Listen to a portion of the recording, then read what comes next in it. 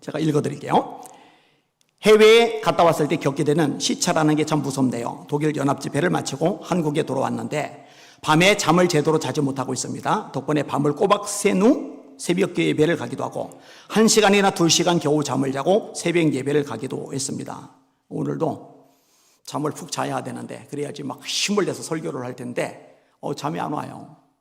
그래서 이제 성경을 틀어놓고 그냥 있으면 끙끙거리면 아깝잖아요. 기도를 하거나 성경을 듣거나 보통 이제 기도를 하는데 이왕이면 누워 있어야 이 피로가 그래도 좀 덜 누적이 되니까 누워서 이제 성경을 듣는 거예요.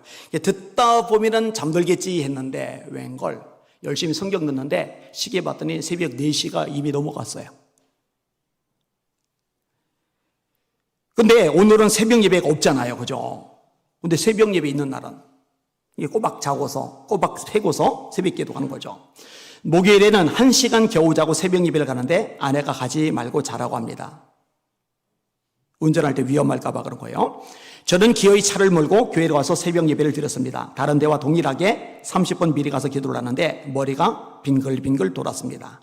엘리베이터를 타고 내려오는데 황 집사님이 제 얼굴을 보더니 너무 안 좋다고 합니다. 거울을 봤더니 정말로 제 얼굴이 새까맣게 변해 있었습니다.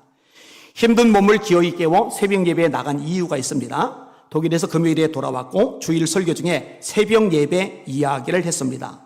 절제 없이는 새벽 예배가 불가능하다고요.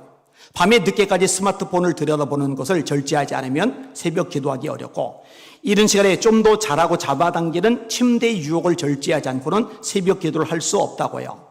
그러면서 아래의 말씀을 인용했습니다. 운동장에서 다름질하는 자들이 다 달릴지라도 오직 상을 얻는 사람은 한 사람인 줄을 알지 못하느냐. 너희도 상을 얻도록 이와 같이 다름질하라. 그들은 썩을 승리자의 관을 얻고자 하되 우리는 썩지 아니할 것을 얻고자 하노라.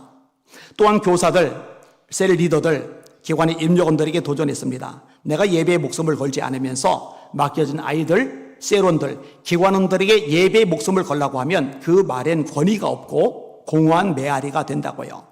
기도 생활이나 말씀 생활이나 전도 생활도 마찬가지라고요. 목사가 먼저 말씀을 전하는 대로 살아가지 않으면 설교가 무슨 영적 힘이 있겠느냐고도 설교했습니다. 예수님 이야기도 했습니다. 예수님의 말씀은 권위가 있었습니다. 예수께서 이 말씀을 마치심에 무리들이 그의 가르치심에 놀라니 이는 그 가르치시는 것이 권위 있는 자와 같고 그들이 서기관들과 같지 아니함일러라. 그 이유는 성령의 능력으로 말씀을 전하셨기 때문이고 예수님이 먼저 행하시면서 말씀을 전하셨기 때문이라고 설교했습니다. 예수님의 그런 모습은 당시 종교 지도자들이었던 바리새인들이나 서기관들의 모습과 전혀 달랐습니다.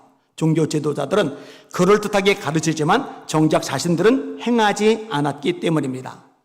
그러므로 무엇이든지 그들이 말하는 바는 행하고 지키되 그들이 하는 행위는 본받지 말라. 그들은 말만 하고 행하지 아니하며 또 무거운 짐을 묶고 사람의 어깨에 지우되 자기는 이것을 한 손가락으로도 움직이려 하지 아니하며. 이렇게 설교한 후 제가 새벽을 깨우지 못한 채 잠을 자는 것은 용납이 되지 않았습니다. 몸이 너무 아파서 움직여지지 않는다면 변명의 여지가 있을 수 있겠지만 몸이 움직여지기만 한다면 어떻게든 새벽 기도를 하는 것이 옳다고 생각했습니다. 가만 보면 하나님의 말씀을 전하는 설교자로 살아간다는 것이 보통 어려운 일이 아닌 것 같습니다. 이런 글입니다.